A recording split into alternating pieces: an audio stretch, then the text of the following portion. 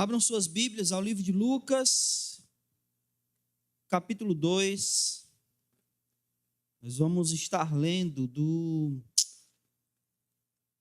versículo 21 até o versículo 40.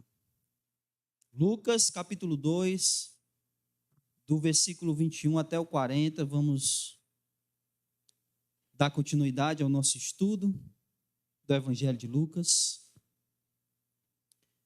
Todo mundo achou? Amém?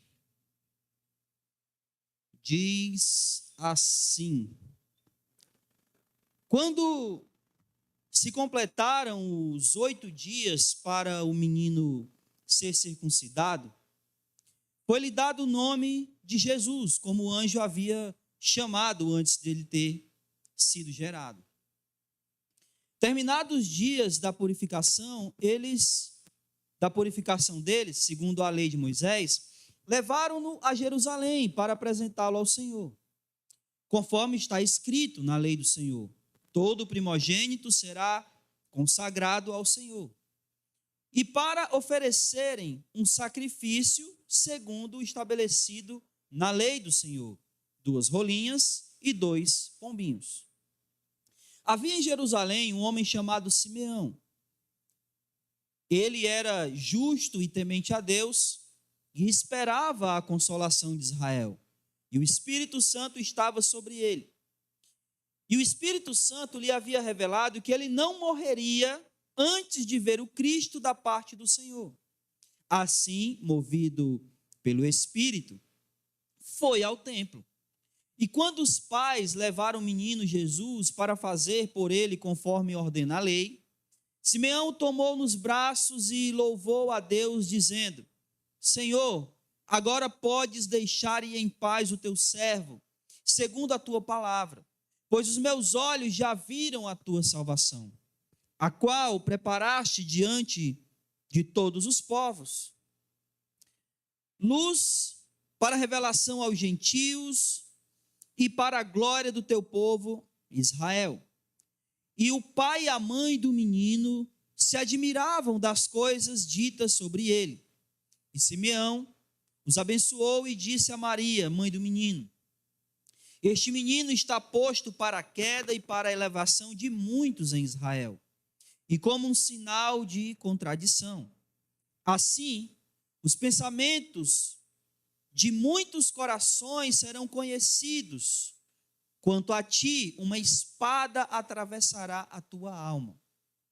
Estava lá também a profetisa Ana, filha de Fanuel, da tribo de Asser. Ela já era de idade avançada. Tinha vivido com o marido 7 anos depois do casamento, permanecendo viúva por quase 84 anos. Ela não se afastava do templo, cultuando a Deus dia e noite, com jejuns e oração. Tendo chegado naquele momento, deu graças a Deus e falou a respeito do menino a todos os que esperavam a redenção de Jerusalém. Assim que cumpriram tudo que a lei do Senhor exigia, voltaram para a sua cidade, Nazaré da Galileia. E o menino crescia e se fortalecia, ficando cheio de sabedoria, e a graça de Deus estava sobre ele. Amém. Vamos orar. Amado Deus e Pai, em nome de Jesus, nós queremos te dar graça, Senhor, pedir que o Senhor abençoe esse estudo, abençoe esse momento, abençoe a cada um de nós. Nos dá a tua iluminação, traz, ó Deus, essa sabedoria que vem do Senhor, para compreendermos a tua palavra. Que o teu Espírito derrame sobre nós essa iluminação, para que assim sendo, possamos compreender, Senhor, a tua palavra. Faz assim com cada um de nós. É isso que nós te rogamos, é isso que nós te pedimos, e em Cristo Jesus nós já te agradecemos. Hoje e para sempre. Amém, Senhor. Glória a Deus. Deixa eu tirar mais um pouco desse agudo que está muito chiando aqui. Muito chiando, parece um carioca. Oi, som. Oi. Oi, som. Oi.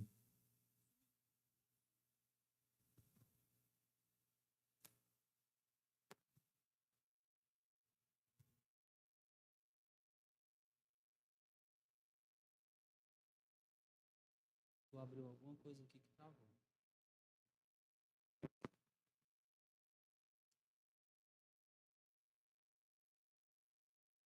Tá travado aqui, ó. Por isso que não tá aparecendo. Voltou.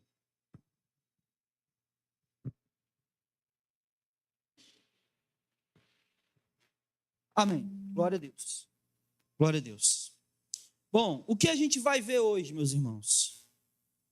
Na verdade, a minha intenção, Rebeca, a minha intenção era ver essas três coisas aqui: a circuncisão e a apresentação de Jesus, a Simeão e Ana, né, o testemunho deles dois, tanto de Simeão e de Ana, e também ver Jesus entre os doutores, que vai do versículo 41 até o versículo 52. Mas a gente só vai ver os dois primeiros. Jesus entre os doutores a gente vai ver só na semana que vem. Então, vamos começar, porque eu tenho algumas coisas para explicar a respeito aqui, por exemplo, da circuncisão e da apresentação de Jesus. E também eu preciso mostrar que essas coisas, elas estavam na lei de Moisés e elas precisavam ser cumpridas em Jesus de acordo com como estava na lei. E se vocês notaram, durante toda a leitura, uma frase ela vai aparecer bastante aqui. E Lucas está realmente chamando atenção para isso. Quer ver uma coisa? Veja aí o versículo 22, que diz assim, ó: terminados os dias da purificação, aí tem, segundo a lei de Moisés. Versículo 23, conforme está escrito na lei de Moisés. Final do versículo 24, segundo estabelecido na lei de Moisés. E você vai ver isso se repetindo durante tudo que a gente viu aqui. E ele termina, versículo 39, dizendo: assim que se cumpriram tudo o que na lei do Senhor exigia. Então, Lucas está querendo nos mostrar que Jesus, ele estava cumprindo a lei desde que ele era recém-nascido. Que Jesus estava cumprindo tudo o que estava falando que deveria ser cumprido na lei de Moisés. E essa circuncisão e apresentação de Jesus fazia parte da lei. E é isso que eu quero mostrar para vocês. Versículo 21. Quando completaram 8 dias para o menino ser circuncidado, foi-lhe dado o nome de Jesus, como o anjo havia chamado antes dele ter sido gerado. Então, primeiramente, eu quero mostrar para vocês que isso fazia parte da lei. Então, por favor, não desmarque aí Lucas, mas abra lá em Levítico capítulo 12. E aí, mesmo quando a gente voltar aqui para Lucas, eu peço que você não desmarque Levítico, porque a gente vai voltar para aí algumas vezes. Levítico capítulo 12. Tudo isso aqui fazia parte do seguinte, preste atenção. Quando uma mulher, ela dava à luz,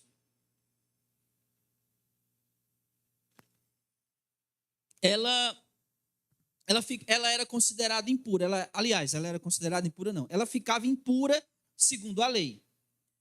E por que ela ficava impura quando ela dava à luz? Porque ela ficava no período de sangramento dela. Então, quando a mulher ficava nesse período, ela era considerada impura. Ela não podia tocar em nada que, se ela tocasse, aquilo se tornava impuro. E era necessário que se cumprisse um período de purificação. E que era diferente, por exemplo, se ela tivesse um menino, e era diferente quando ela tinha uma menina. Diferente como assim? Os períodos ou os tempos para a purificação eram diferentes. E é isso que a gente vai ver aqui agora. Levítico capítulo 12, a partir do versículo 1, diz assim, ó: o Senhor disse a Moisés, capítulo 12, Levítico capítulo 12, Levítico capítulo 12, versículo 1. O Senhor disse a Moisés: fala aos israelitas, preste atenção, se uma mulher der à luz e tiver um menino, ficará impura por quantos dias? 7. Por que ela ficaria impura por 7 dias? Porque no 8º o menino teria que ser circuncidado. Então, vamos continuar. Ficará impura por 7 dias, ficará impura como nos dias da sua menstruação. No 8º dia, o menino será circuncidado na pele do seu prepúcio. Depois da circuncisão, ela passará 33 dias purificando-se do seu sangramento. Não tocará em nenhuma coisa sagrada, nem entrará no santuário, até que se cumpram os dias da sua purificação. Então, olha só, Jesus foi circuncidado ao 8º dia. Por quê? Porque 7 dias Maria ficou impura. Volte para Lucas. Não desmarque aí que a gente vai voltar para Levítico também. 22, versículo 22. Terminados os dias da purificação dele, segundo a lei de Moisés, levaram-no a Jerusalém para apresentá-lo ao Senhor. Quanto tempo foi isso? Passados os dias da sua purificação. Quantos dias foi isso? Depois dos 8 dias, mais 33. Então, 1 mês e quase 2 semanas, né? 1 semana e 3 dias. Então, esse foi o período segundo a lei. Agora, volte para Levítico. Volte para Levítico. Versículo 5. Isso aqui é só para explicar para vocês como é que funcionava a lei de Moisés. Se tiver uma menina, se não for um menino, mas for uma menina, ela ficará impura 2 semanas, como na sua menstruação. Se for um menino, ela fica quantos dias impura? 7. Se for uma menina, 14, né? 2 semanas, 14. E, olha só, continuando. Depois passará 66 dias purificando-se do seu sangue. Então, se for uma menina, é tudo o dobro. Um menino, 7 dias mais 33. Uma menina, 2 semanas, 14 dias, mais 66. Por que isso? Não faço ideia, mas era a determinação de Deus. Era assim que funcionava a questão do período de purificação. Volte para Lucas, por favor. Não desmarque aí Levítico, que a gente vai voltar para aí mais uma vez. Então, vamos ler novamente o versículo 21 e 22. Vamos lá. Quando se completaram 8 dias para o menino ser circuncidado, foi-lhe dado o nome de Jesus, como o anjo havia chamado antes dele ter sido gerado. Terminados os dias da purificação, segundo a lei de Moisés, levaram a Jerusalém para apresentá-lo ao Senhor. Então, olha só, lembrem-se, quando uma mulher estava no período de purificação, que eram os 33 dias, o que a gente leu lá? Ela não poderia tocar em nada santo, nada sagrado. E aí, quando completou, versículo 22, o período dela se purificar juntamente com o menino, aí sim eles foram para o templo. Porque não podia no período da purificação. Ok? Está entendido isso? Amém? Então, continuando. Versículo 23. Conforme está escrito na lei do Senhor, todo primogênito será consagrado ao Senhor. E aí, agora, você não vai para Levítico, mas você vai para Êxodo. Vá lá, por favor. Êxodo capítulo 13. Quando a gente fala que Jesus ele cumpriu a lei, às vezes a gente não tem noção de todos os detalhes que Jesus cumpriu, que foi cumprido em Jesus. Êxodo capítulo 13, versículo 1. Amém? Diz assim, ó: o Senhor falou a Moisés: consagra-me todo o primogênito, todo o primeiro ao sair do ventre de sua mãe, entre os israelitas, tanto homem como animais, porque será meu. Jesus era que filho de Maria e José? Qual deles? O primogênito. Então, ele, conforme a lei, foi levado ao templo para ser o quê? Não, a circuncisão, e aí foi bom eu até ter falado isso, que a circuncisão não era feita no templo. Por que não? Não, ele não cita, mas a gente tem como saber. Por que a circuncisão não era feita no templo? Hã? Ele não era feito no templo por quê? Porque enquanto ela estivesse no período de purificação, ela não podia tocar em nada sagrado. E a gente viu aqui no versículo 23, que eles só foram, aliás, no 22, que eles só foram para o templo no período que completou a purificação, mas ele foi circuncidado com 8 dias. E se ele foi circuncidado com 8 dias, então não foi no templo. Deu para entender, né? Então a circuncisão provavelmente era feita aonde?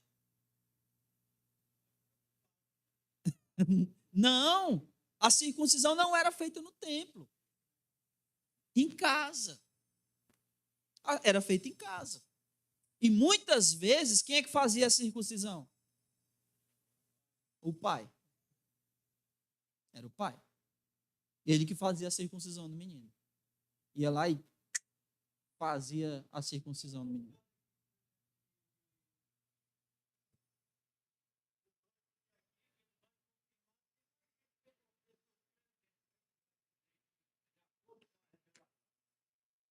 Aonde?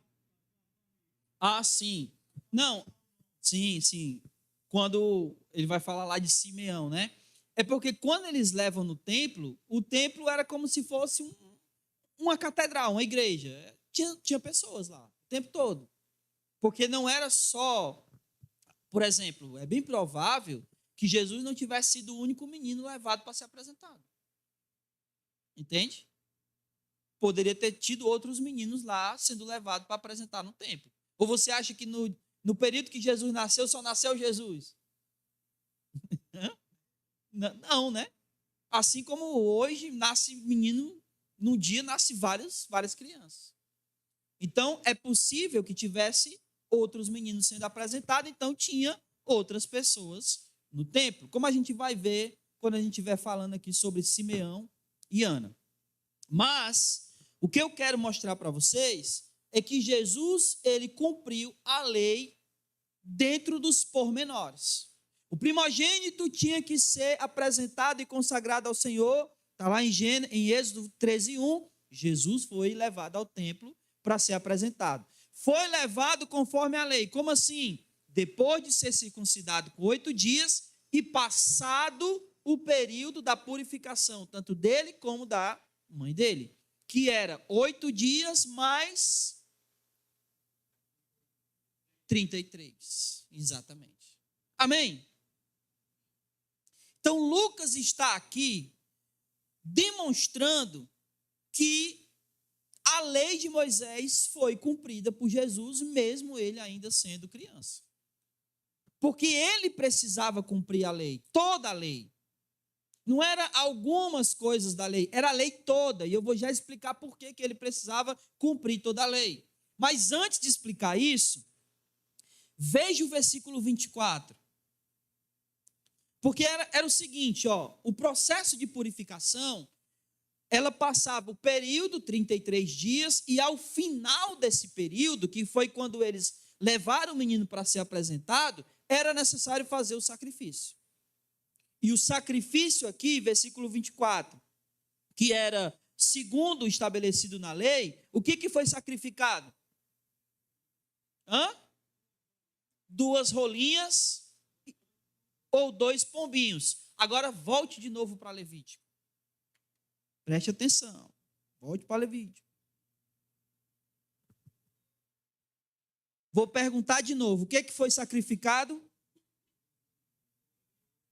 2 rolinhas ou... Isso. Mas olha o que diz Levítico capítulo 12. Versículo 7. Não, versículo 6, perdão. Completados os dias da sua purificação por um filho ou por uma filha, né? Aí o período vai depender se é um menino ou uma menina, né? Levará ao sacerdote na entrada da tenda da revelação um cordeiro de 1 ano para o holocausto e um pombinho ou uma rolinha como oferta pelo pecado. O que era para ser levado? Um cordeiro e ou uma rolinha ou uma pombinha. E o que foi levado para Jesus? Então ele não cumpriu a lei, cumpriu? Cadê o cordeiro? Não, negativo. Não é isso não. E aí?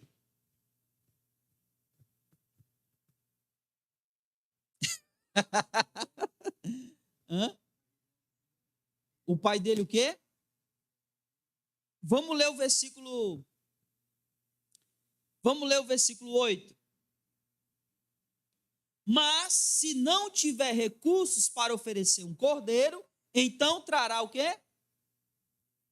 2 rolinhas ou uma para o holocausto e outra pela oferta pelo pecado. Então o que foi levado para Jesus? Por Jesus? Isso significa o quê? Que o pai dele não tinha condições. Que eles eram pobres, financeiramente falando. Não tinha condições de oferecer um cordeiro.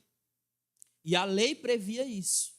Então, como ele não tinha condições, eles cumpriram a lei que era determinada para aqueles que não tinham condições. E aqui fica muito claro uma coisa, né? Fica muito claro o fato de que Jesus e, logicamente, os seus pais, eles não tinham condições financeiras. E isso cai por terra muitas coisas que a gente até escuta hoje em dia, dizendo que Jesus era rico. Né? Uma vez eu ouvi um cara dizendo que Jesus tinha casa de praia. Era. Ele pregando isso. Dizendo que Jesus ele usava os poderes dele para construir móveis de madeira e ele foi vendendo e foi juntando dinheiro e comprou uma casa de praia. Ele literalmente disse isso. E o texto que ele usou para apoiar isso é porque tem um texto lá em Marcos e Mateus também que diz assim: e Jesus saindo de casa sentou-se à beira-mar. Então, está vendo? Ó, Jesus saiu de casa e sentou-se à beira-mar. Então, ele tinha o quê? Uma casa de praia. A grande questão é o que a gente entende por casa de praia, né? O que é uma casa de praia para a gente? Há uma diferença entre casa de praia e uma casa na praia. Há uma diferença muito grande aí. Porque o pessoal que mora na leste-oeste tem casa de praia? Eles têm uma casa na praia. Vocês estão entendendo, né, a diferença? Então, essa era a condição de Jesus. A casa dele era à beira-mar porque a região onde ele morava era uma região beira-mar. Ele não morava nos apartamentos da beira-mar aqui, não.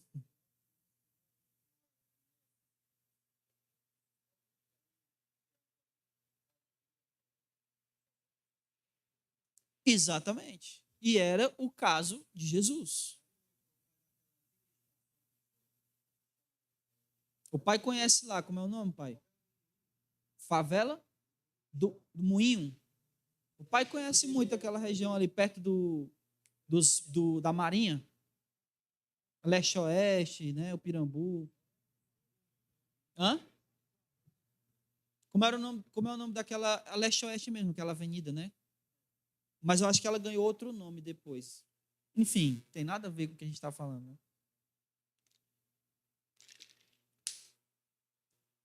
Mas tem o fato de que Jesus e seus pais, eles não tinham condições financeiras.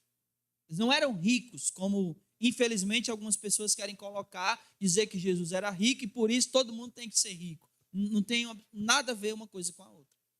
Então, o texto aqui mostra que eles não tinham condições porque eles não tinham nenhum cordeiro para sacrificar. E não tendo o cordeiro, eles deveriam sacrificar ou uma rolinha, ou 2 rolinhas, ou 2 pombinhos. E eles sacrificaram exatamente esse sacrifício de pessoas que não tinham condições financeiras. Amém. Por que tudo isso é importante? Pelo seguinte, Lucas está demonstrando aqui que Jesus cumpriu a lei. Ele não cumpriu parte da lei, ele cumpriu a lei por completo. E isso é extremamente importante aqui. Porque, preste atenção, que tipo de cordeiro era aceito por Deus na hora do sacrifício? O cordeiro sem defeito. Um cordeiro perfeito. E no caso de Jesus, que era o cordeiro de Deus, ele era perfeito por quê? Não é só porque ele era Deus, mas é porque ele cumpriu a lei. E no momento que ele cumpre toda a lei, ele se torna o cordeiro perfeito para o holocausto. De maneira que se Jesus não tivesse cumprido um A da lei, ele não seria perfeito. Em outras palavras, se ele não cumprisse a lei, ele não serviria para ser sacrificado. Vocês entendem isso? Então, Lucas está mostrando que ele cumpriu toda a lei. Logo, ele se torna alguém que servia para ser sacrificado. O cordeiro perfeito, porque ele foi perfeito no cumprimento da lei. Ele cumpriu todos os pormenores que a lei exigia. Desde quando ele nasceu, a sua circuncisão, a sua apresentação, o sacrifício feito a Deus, tudo conforme está escrito na lei de Moisés. Tudo. É interessante que quando Jesus vai para João Batista para ser batizado, ele diz o seguinte, aliás, João Batista diz o seguinte: eu que deveria ir a ti e tu vens a mim? Aí Jesus diz o quê? É necessário que se cumpra tudo que está estabelecido na lei. Obviamente estou parafraseando, mas é isso que ele quer dizer. Tudo que estava sobre ele na lei foi cumprido por ele. Sim, mas quando se trata de profecia ou lei, ela meio que... pronto, só para deixar claro. Eles usam a expressão, a lei e os profetas. Então, no caso de Jesus, ele cumpriu a lei e as profecias foram cumpridas nele. Então, ele cumpriu a lei e os profetas. Esse é o sentido. Muito bem. Então, Jesus, ele foi esse sacrifício perfeito para Deus. Uma outra coisa importante aqui é que, pense comigo.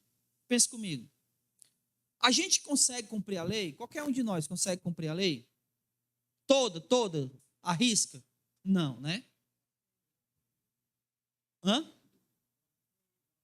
Nem eles, com certeza. Ninguém consegue cumprir a lei. Mas você lembra que Jesus, falando sobre a lei, em Mateus capítulo 5, Aliás, abra aí Mateus 5,48.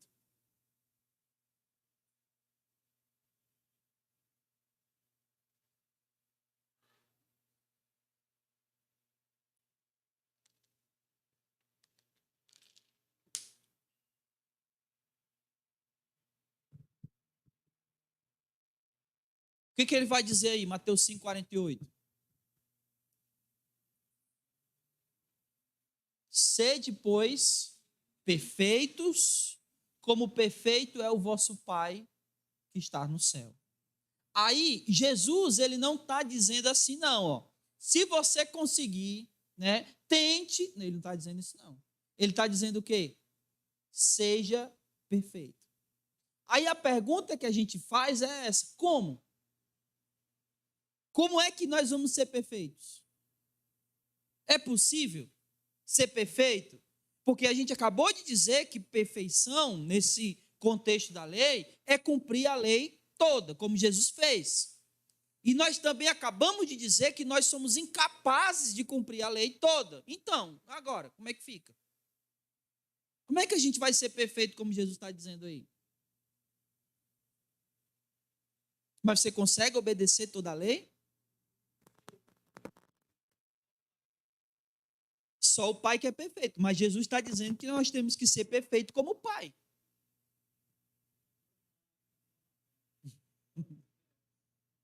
Sim, mas de que maneira? Porque, ó, pense comigo. Todos nós somos transformados? Sim ou não? Sim ou não? Sim. Todos nós que nos convertemos a Cristo, nós somos transformados por Ele. A gente se torna uma nova criatura. Não é assim que fala lá em 2 Coríntios 5,17? Né? Quem está em Cristo, nova criatura é. Nós somos transformados. Agora, mesmo nós sendo novas criaturas, nós cumprimos a lei perfeitamente? Não. Então, como é que a gente tem que ser perfeito como perfeito é o Pai que está no céu, como Jesus está falando aí? E agora? Exatamente. Jesus é quem cumpriu a lei com perfeição. E se nós estamos nele, nos tornamos perfeitos nele. Porque ele cumpriu a lei em nosso lugar. Mas se Jesus não tivesse cumprido toda a lei, então nenhum de nós também seríamos perfeitos nele. Então, tanto ele precisava cumprir a lei para ser um perfeito sacrifício, quanto ele precisava cumprir a lei para que nós, estando nele, nos tornemos perfeitos. Não pelo que a gente faz, mas pelo que ele fez na cruz e no cumprimento da lei. Amém? Isso é muito importante, que ele tenha sido perfeito na lei. Muito bem, vamos para aqui o testemunho de Simão e Ana. E vamos começar com Simão, né? Versículo 25. Simão não, né? Simeão. Havia em Jerusalém um homem chamado Simeão. Ele era justo, temente a Deus e esperava a consolação de Israel. E o Espírito Santo estava sobre ele. Aqui é o seguinte: Simeão, ele está fazendo uma revelação do plano de Deus, ok? Ele está aqui praticamente respondendo uma pergunta. Tudo que está acontecendo aqui, ele vai responder uma pergunta que geralmente a gente faz. E é assim, não era bem como Cornélio, porque Cornélio não era judeu. Simeão era. Simeão era judeu, é tanto que ele estava no templo, né? Ele não podia estar no templo se ele não fosse judeu.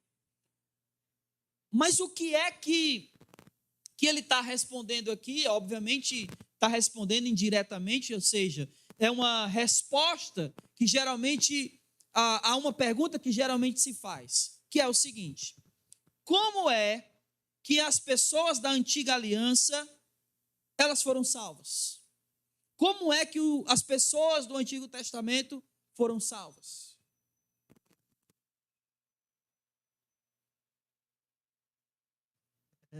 Ali era o povo no deserto, né? E aí? Porque é o seguinte, ó, presta atenção. Como é que a gente é salvo? Como é? Fé em Jesus, né? Mas como é que o povo do Antigo Testamento era salvo se Jesus ainda não havia vindo? E aí?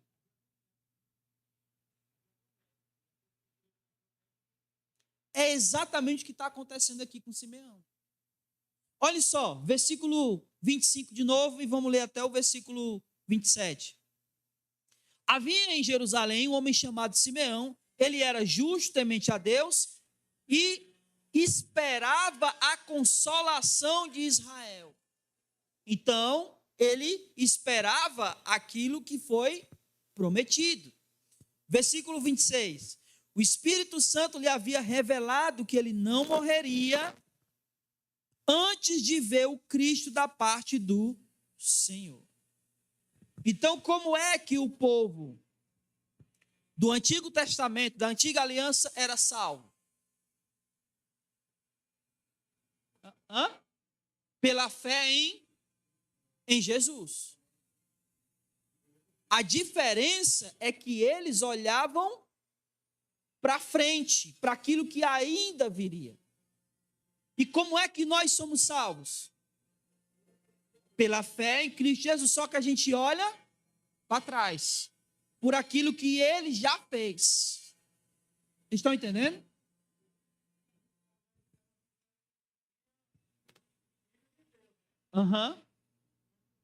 Isso, eles esperavam uma promessa que Deus havia feito. Que no caso aqui de Simeão, no versículo 25, ele está dizendo, ele esperava a consolação de Israel. E qual era a consolação de Israel? A vinda do Cristo, do Messias. Então eles, do Antigo Testamento, foram salvos olhando para o futuro, aquilo que iria acontecer. E nós olhamos para o passado, aquilo que já aconteceu.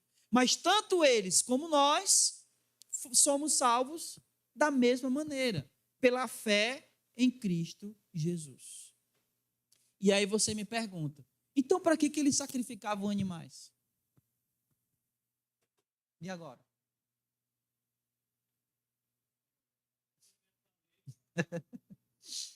Mas a lei dizia que sacrificar animais perdoava pecados. Não é? Como? Se perdão de pecados é justamente a salvação. E agora? Então, os sacrifícios dos animais não perdoavam pecados?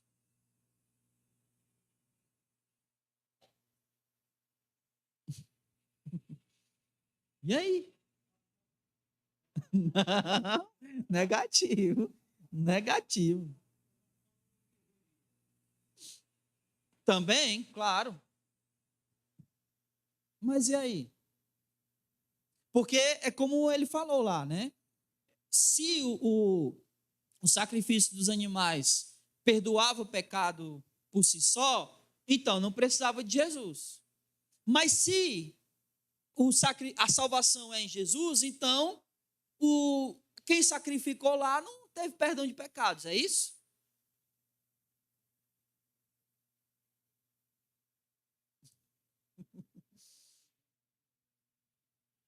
E aí, gente? O que vocês me dizem? Hã?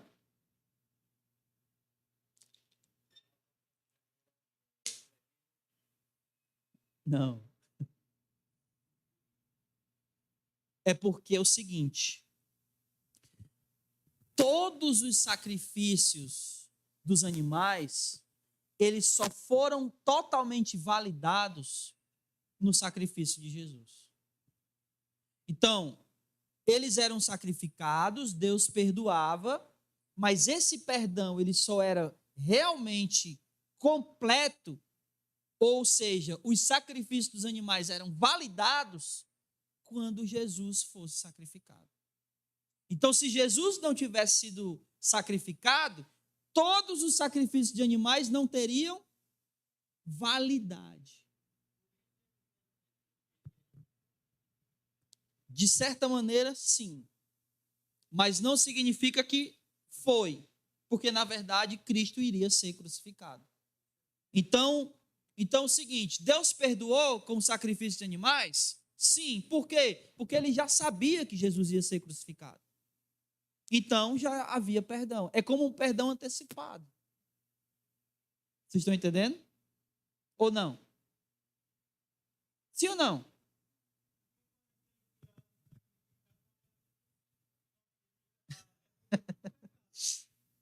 Hã?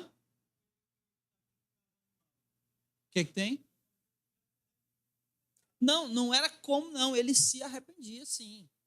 Porque se não houvesse arrependimento, o sacrifício também não valia. Mas a grande questão é que aquele sacrifício, ele só realmente torna a ter validade real no sacrifício de Jesus. O sacrifício de Jesus valida todos os sacrifícios de animais feitos no Antigo Testamento. E, obviamente, Deus já havia perdoado aqueles sacrifícios, aqueles pecados lá, porque ele já sabia que Cristo iria ser crucificado. Entende? Então, o perdão foi real. Não foi nem sequer parcial, né? Ele foi real, porque Deus já sabia o que iria acontecer em Jesus. Mas se Jesus não tiver, esse se obviamente não existe, mas se ele não fosse, os pecados que foram perdoados através do sacrifício de animais não teriam sido perdoados.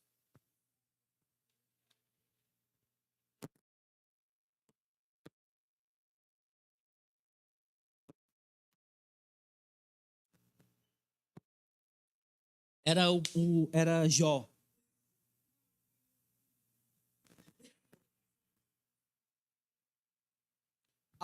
Era o sacerdote, era Eli. Era Eli. E de fato não teve. Porque os filhos de Eli era a pior desgraça que tinha. Né? Seria mais ou menos, obviamente que guardado as devidas proporções, mas seria mais ou menos o seguinte: a gente ora pelos nossos filhos, não é verdade? Mas os nossos filhos têm que se arrepender e servir a Deus. Não seria mais ou menos isso. Ele sacrificava pelos filhos, mas os filhos teriam que se arrepender, senão não teria nenhum tipo de validade. Muito bem, voltando aqui. Então vamos lá. Então,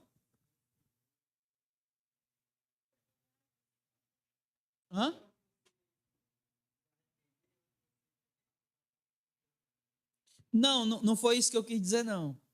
Foi o seguinte, é porque Deus, o sacrifício dos animais, eles só tiveram validade quando Cristo foi sacrificado. Então, Deus já estava perdoando. Só que aquele sacrifício só tinha valor quando o Cristo, lá na frente, fosse crucificado. Então, nesse sentido, Deus estava perdoando aquele pecado ali antecipadamente. É isso que eu quis dizer. Porque só ia ter validade quando Cristo fosse crucificado. Deu para entender, né? Amém. Glória a Deus. Então, vamos lá. O testemunho aqui de Simeão começa com ele respondendo essa pergunta, né? De que eles foram salvos do mesmo jeito que a gente. A diferença é que eles olhavam para frente e nós olhávamos para trás. E aí, Lucas agora relata algumas declarações de Simeão que são muito importantes. E também um testemunho que ele dá sobre Jesus e sobre a própria mãe de Jesus, que era Maria.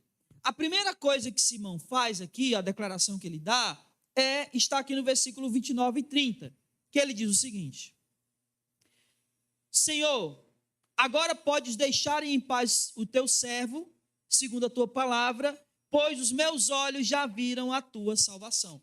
Qual era a revelação que havia sido dada a Simão?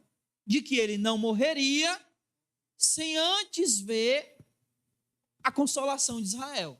Aí ele pega Jesus no colo e diz: agora já pode despedir teu servo. Ou seja, eu já posso morrer. Por quê? porque os meus olhos estão vendo a tua salvação. E isso aqui, essa declaração de Simão é muito interessante e muito importante. Porque é como se ele estivesse dizendo o seguinte: eu já contemplei a salvação, então agora eu posso morrer tranquilo, porque a morte já não me amedronta. Eu não tenho medo da morte, porque a salvação eu vi, eu já contemplei, com os meus próprios olhos eu vi a salvação. Então a morte já não me amedronta mais. Tu já pode levar o teu servo, porque eu já vi a tua salvação. Essa declaração dele aqui é muito importante. Já pode despedir o teu servo, porque os meus olhos já viram a tua salvação. E é interessante porque ele está olhando para Jesus, bebê, né, com aproximadamente 1 mês e poucos dias de vida, e ele já está crendo naquele bebê, na salvação, através daquele menino que vai, obviamente, crescer, se tornar um homem e ser crucificado. Mas ele já está crendo nessa salvação.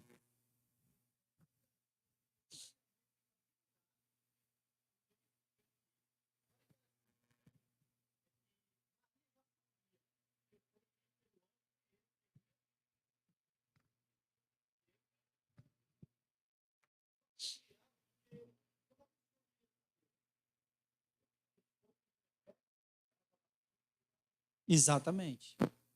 E tem uma outra coisa que ele vai fazer, que é, daqui a pouco eu vou falar sobre isso, mas ele começa, porque assim, Maria sabia quem era o menino, correto?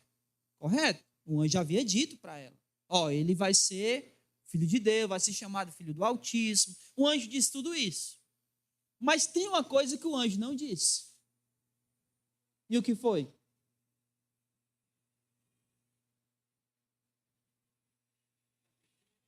O que ia acontecer com o menino. Ele não disse não.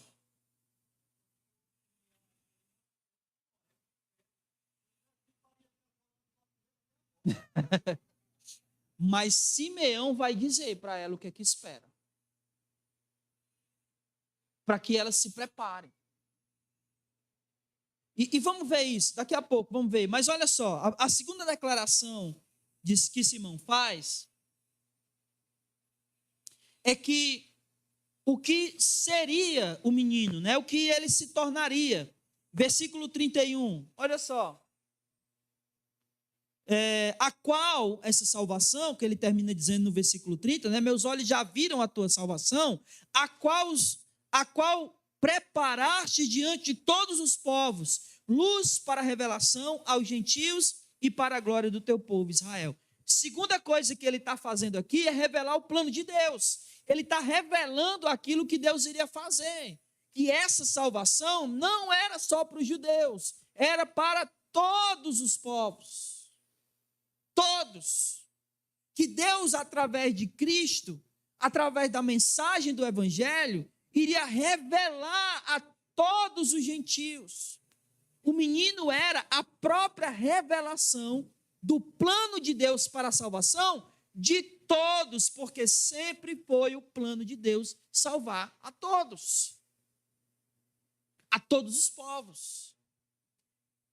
Qual é o tema de Lucas que eu falei aqui lá no começo? Buscar e salvar o que se havia perdido.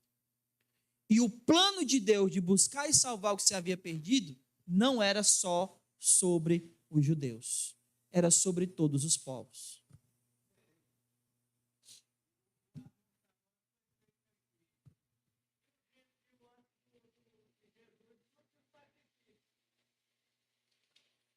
Até tinha, né?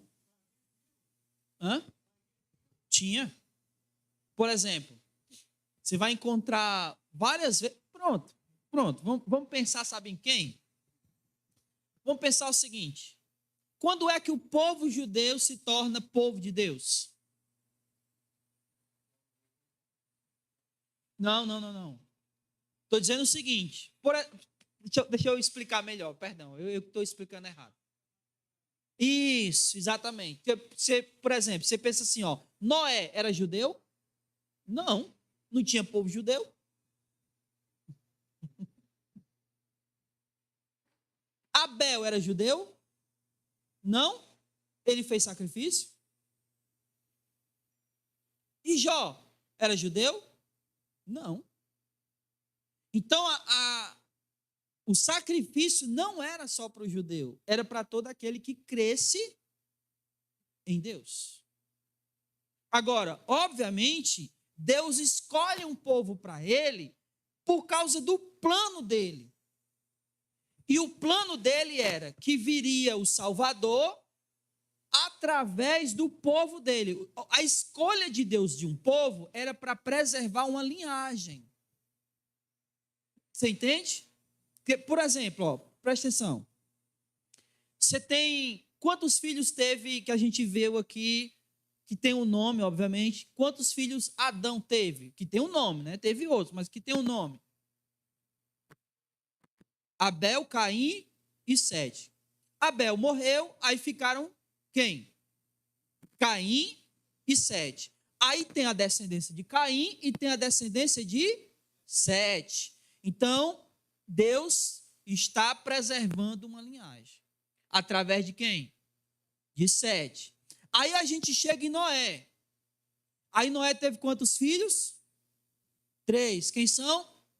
Sem, Cã e Jafé. Aí, Deus também preserva uma linhagem. Em quem?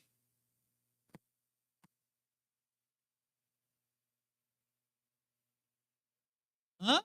Eu ouvi. Em quem, irmãos? Não, em Sem. Então, eu estou apenas mostrando para vocês que Deus está sempre preservando uma linhagem. E aí, quando ele escolhe Abraão, é para que essa linhagem seja preservada. E, hã? Isso. Aí, ele, em Abraão, faz um povo para que desse povo ele viesse a trazer o Salvador. Correto? Então, Deus ele está preservando uma linhagem. Só que o plano de Deus, muito embora ele preservou essa linhagem, era salvar todos os povos. E ele já deixa isso claro em Abraão. Quando ele chama Abraão, o que é que ele diz? Hã? Em ti serão benditas. Isso. Deus já está dizendo que em Abraão, que ele era em quem ele iria preservar a linhagem, mas mesmo ele escolhendo esse povo, através daquele povo, através daquela linhagem, todas as famílias da terra seriam abençoadas. Ou seja, o plano de Deus de salvação era para todos os povos. Todos. E é o que Simeão está dizendo aqui. Versículo 31. A qual preparaste diante de todos os povos, luz para a revelação aos gentios. Pode falar. Sim.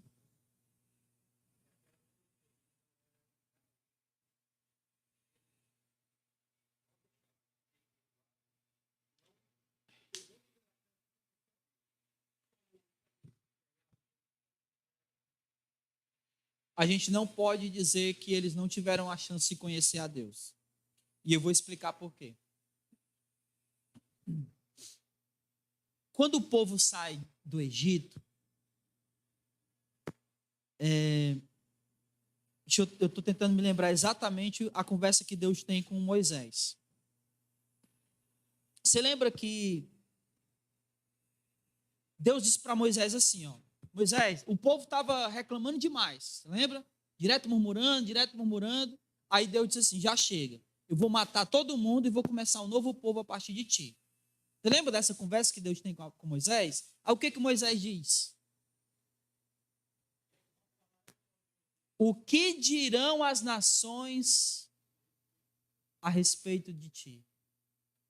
Todos os povos ouviram falar de Deus e de tudo que ele fez no Egito. Tanto é que ontem a gente estava lendo Samuel, e aí eles os filisteus venceram o povo de Israel e levaram a arca. E levaram para o templo de Dagom. Aí a estátua caiu e o povo começou a ter o quê? Tumor. Começou a ter tumores. Aí eles disseram, olha, leva a arca lá, e faz um sacrifício. Porque tudo que está acontecendo com a gente, aconteceu no Egito. Eles dizem isso. Então eles sabiam quem era Deus, conheciam a Deus. Não havia desculpa para eles, para dizer, não, mas a gente não conhecia. Conhecia, porque a fama de Deus, o nome de Deus ficou conhecido entre os povos. Eles simplesmente não quiseram crer. Naquela época, sim. Mas deixou de ser depois. Exatamente. Então não tinha como alguém dizer, não, mas eles não conheciam. Conheciam. Eles sabiam exatamente o que havia acontecido no Egito. Eles sabiam exatamente como o povo de Israel havia conquistado a terra. Porque, olha só, as muralhas de Jericó, como foi que elas caíram?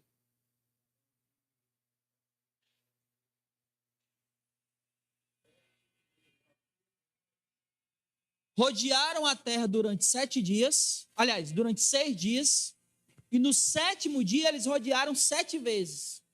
Aí eles tocaram a trombeta. Aí as muralhas caíram. Vocês acham que um episódio como esse não fica conhecido? Claro. Então os povos conheciam Deus e a fama dele. Eles só não se submeteram. Eles preferiam os deuses. Preferiam os deuses deles. Exatamente. Exatamente. Você tocou no ponto certo. Amém? Então, ele está aqui revelando, em segundo lugar, primeiro ele fez essa declaração, né? Os meus olhos viram a tua salvação, mostrando para nós que eles foram salvos, assim como a gente. A diferença é que eles olhavam para frente e nós para trás. Segundo, ele faz essa revelação do plano de Deus, né? Dizendo isso, olha, é luz de revelação aos gentios, que Deus preparou essa salvação diante de todos os povos. E terceiro, Simeão, ele diz o que deveria se esperar do menino e o que a mãe deve esperar e como ela deve se preparar. Então, olha só, versículo 34. Simeão os abençoou e disse a Maria, mãe do menino, este menino está posto para a queda e para a elevação de muitos em Israel, e como sinal de contradição. Ou seja, em outras palavras, quando ele diz elevação e queda, ele está dizendo, vai ter quem vai crer e vai ter quem não vai crer. Em outras palavras, é isso que ele vai dizer. Esse menino veio para dividir, para mostrar que uns vão crer, outros não. Versículo 35. Assim os pensamentos de muitos corações serão conhecidos, ou seja, a mensagem de Jesus vai revelar as intenções pecaminosas dos seres humanos. E no caso aqui, ele obviamente estava se dirigindo especialmente à nação de Israel. Tudo que Jesus pregar ou pregou na época, revelou a intenção verdadeira do coração dos judeus. O que o judeu realmente queria? Servir a Deus? Ou só queria ser abençoado? A pregação de Jesus revelou o propósito do coração deles. Porque, na verdade, a mensagem do Evangelho faz exatamente isso com a gente. Revela as intenções do nosso coração, revela quem nós realmente somos e o que nós realmente queremos com Deus. O que a gente quer? Só ser abençoado? Ou a gente realmente quer servir a Deus? Eu costumo até dizer isso, né? Às vezes, as pessoas, elas querem mais ser salvas do que elas querem Deus. Como assim? Vou explicar. Tem gente que, se Deus dissesse assim, olha, eu vou te levar para o céu, mas eu não vou estar lá. Aí você acha que ela ia dizer o quê? Eu quero ir. Porque o que importa é o céu. E, obviamente, o que eu estou falando aqui é um exagero, porque o céu só é céu por quê? Porque Deus está lá. Então, se Deus não estiver lá, não é o céu. Mas se fosse dada essa opção, eu não duvido que muita gente queria. Porque, na verdade, eles estão querendo a bênção e não o Deus. E Jesus, ou a mensagem do Evangelho de Jesus, revela a real intenção do coração. E aí eu me lembrei aqui, né, de Moisés, quando Deus disse, olha, o povo, como sempre, murmurando, e Deus disse para Moisés, olha, tu vai ter tudo, não vai te faltar nada, tu vai até a terra prometida, mas eu não vou mais com vocês, vou mandar um anjo. Aí o que Moisés disse? Se o Senhor não for conosco, eu não dou um passo daqui. Porque era mais importante o quê? A presença de Deus.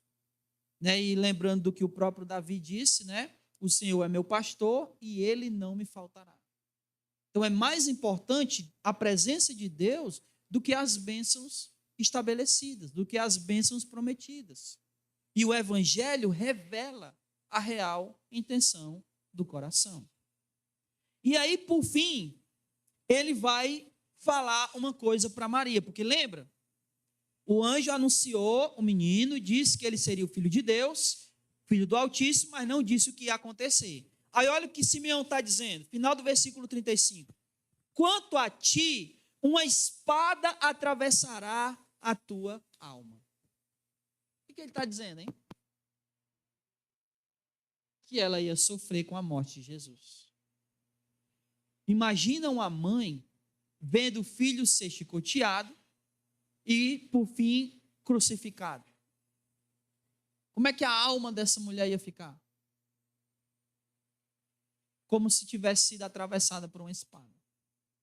Então, Simeão, ele está mostrando aqui, revelando para ela, tanto o que ia acontecer com o menino, como ela iria se sentir quando ela visse. Então, ela já tinha que se preparar. A tua alma será atravessada por uma espada. E isso aconteceu com toda certeza quando ela contemplou e viu o seu filho Jesus sendo crucificado. Eu acredito que qualquer um que é pai, mãe, quando acontece qualquer coisa assim com o filho da gente, como é que a gente fica? Parte o coração? Imagine ela vendo o filho crucificado. Então, Simeão está revelando para ela o que iria acontecer com ele, com o menino, e como ela iria se sentir. Muito bem. Por fim, nós temos aqui o testemunho de Ana. E é o seguinte, vamos ler primeiro, depois eu vou explicando aqui. Versículo 36. Estava lá também uma profetisa Ana, filha de Fanuel, da tribo de Assé, ela já de idade avançada, tinha vivido com o marido de 7 anos, depois do casamento, permanecendo viúva por quase 80 anos. Pronto. Nós não temos muita informação sobre Ana.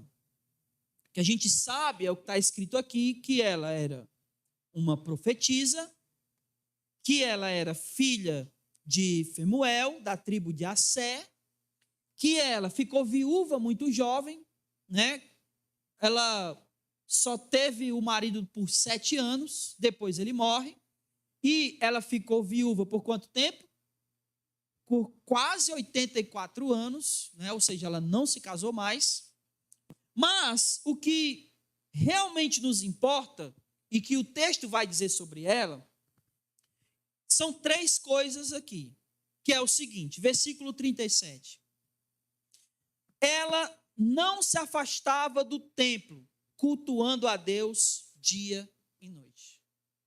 Então ela era uma mulher que ficou viúva muito cedo, ficou viúva por quase 84 anos, mas esse período de viuvez dela, ela aproveitou como? Servindo a Deus no templo, cultuando ao Senhor. A outra coisa, a segunda coisa, que a gente sabe sobre ela, ainda no versículo 37, é que além dela cultuar a Deus de dia e de noite, ela fazia isso com jejuns e oração. Então, ela era alguém que não apenas cultuava a Deus, mas como ela praticava o jejum e a oração. E por último, essa mulher, versículo 38, tendo chegado naquele momento, deu graças a Deus e falou a respeito do menino a todos que esperavam a redenção em Jerusalém. Em terceiro, essa mulher falou sobre a salvação de Cristo Jesus para o seu povo, para aqueles que esperavam a redenção. Então, a gente não sabe muita coisa sobre Ana, mas a gente sabe 3 coisas.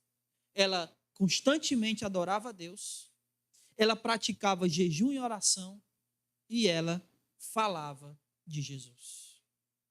E isso são 3 coisas que todos nós, servos de Cristo, devemos praticar. Devemos cultuar a Deus em todos os momentos. A nossa vida tem que ser um culto a Deus. Nós devemos ter a prática tanto do jejum quanto da oração, e nós devemos falar de Jesus. Amém? É isso que a gente aprende aqui com a profetisa Ana. E para concluir, versículo 39.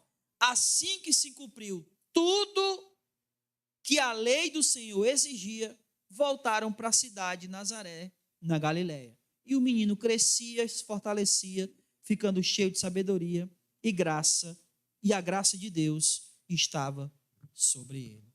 O que nós aprendemos durante esse estudo? Nós aprendemos aqui 5 coisas. A primeira,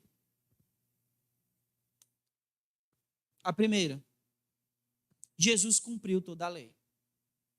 Ele é o nosso substituto perfeito. Por isso não pode haver salvação em nenhum outro.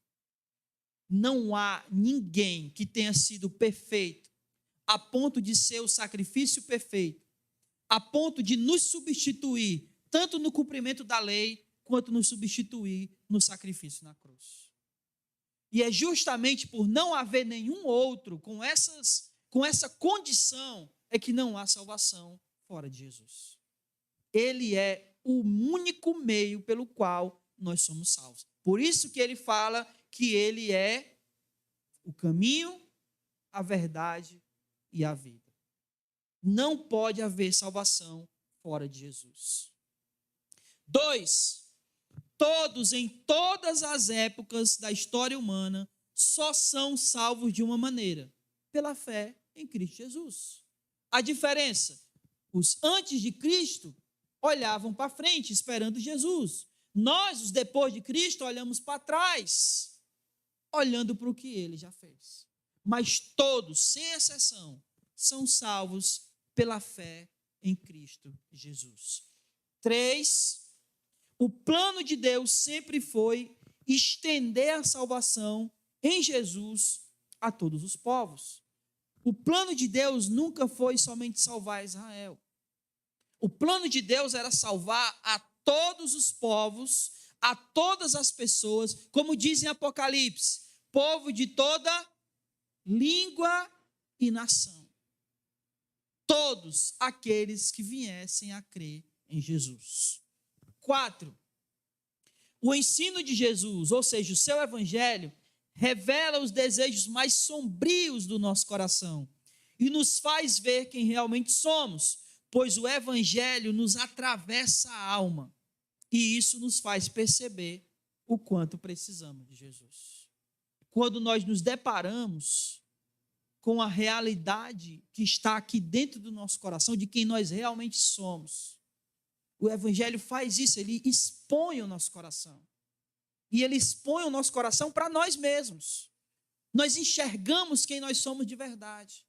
E quando nós nos deparamos com essa realidade que é feia, que é o nosso coração, a gente entende o quanto a gente precisa de Jesus. Nós somos totalmente necessitados de Jesus. Jesus é a única maneira de nós termos redenção. E 5, o discípulo de Jesus se dedica a jejum, a oração, a cultuar o seu Deus em todo o tempo e a falar sobre ele ao seu povo. É nossa responsabilidade jejuar, orar, cultuar e falar de Jesus para os nossos parentes, nossos amigos, nossos vizinhos, nossos conhecidos. Porque essa é a prática de todo aquele que serve a Jesus. Jejum, oração, culto e evangelização. Amém? Amém? Que o Senhor Jesus nos abençoe. Fique de pé, vamos orar.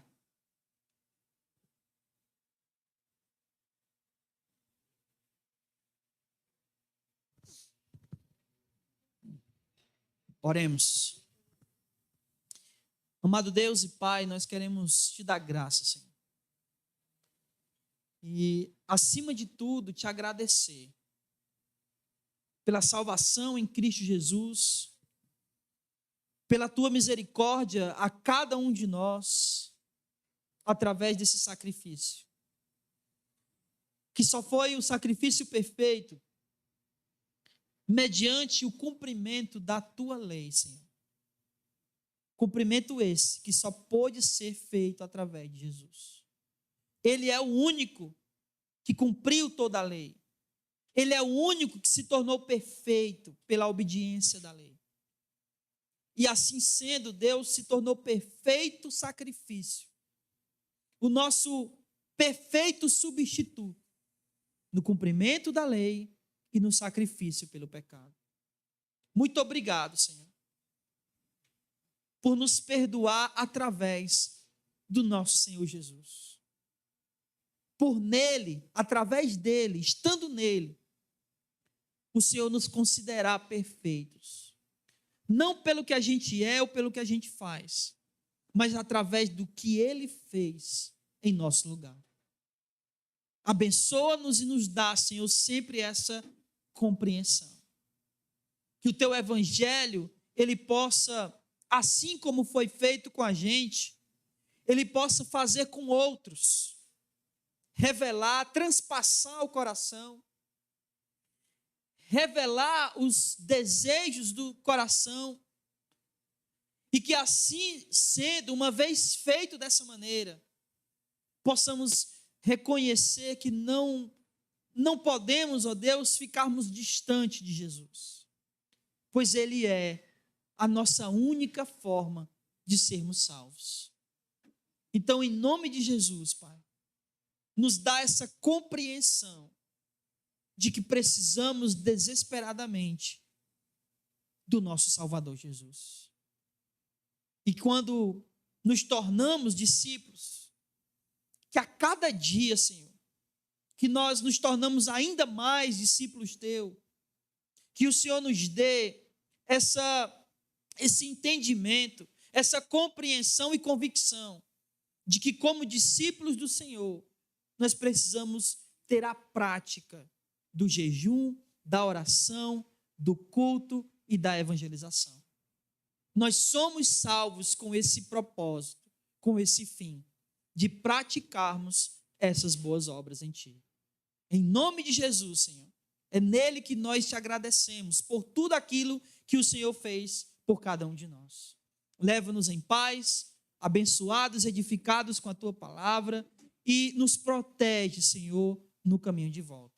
É isso que rogamos e nele, no nosso Senhor e Salvador Jesus, é que te bendizemos e te agradecemos hoje e para todo sempre. Amém. Louvado seja o nome do Senhor. Vamos em paz, que o Senhor nos abençoe e não saia sem dar a paz do Senhor. Amém.